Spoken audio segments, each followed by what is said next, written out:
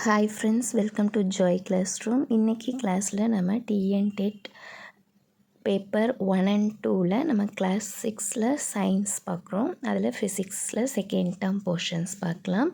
வெப்பம் என்பது என்ன?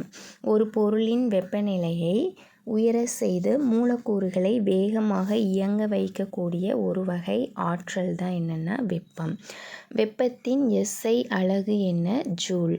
வெப்பத்தை அளவிட பயன்படும் மற்றொரு அலகு கலோரி. வெப்பநிலை என்பது என்ன?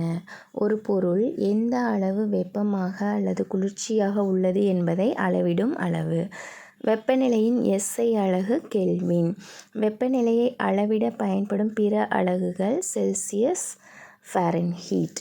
செல்சியஸ் சென்டிகிரேட் அப்படின்னு சொல்லலாம். வெப்பநிலையை அளவிட பயன்படும் கருவி வெப்பநிலைமானி. சாதாரணமாக அறை வெப்பநிலையில் நீரின் வெப்பநிலை என்ன? -30 டிகிரி செல்சியஸ். நீரின் கொதிநிலை என்ன? -100 டிகிரி செல்சியஸ். நீரின் உயர்நிலை என்ன? 0 டிகிரி செல்சியஸ். அழுத்தப்பட்ட சமையற்கலனின் வெப்பநிலை 120 டிகிரி செல்சியஸ்.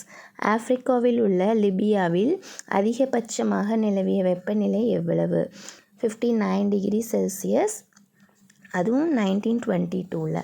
உலகிலேயே மிக குறைந்த வெப்பநிலை நிலவும் பகுதி அண்டார்டிகா, -89 டிகிரி செல்சியஸ்.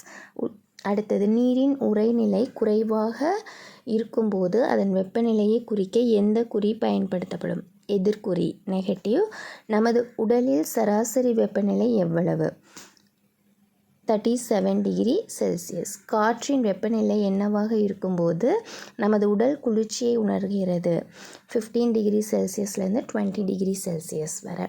வெப்பம் எதனை பொறுத்தது? பொருளின் உள்ள மூலக்கூறுகள் அல்லது வெப்பநிலை.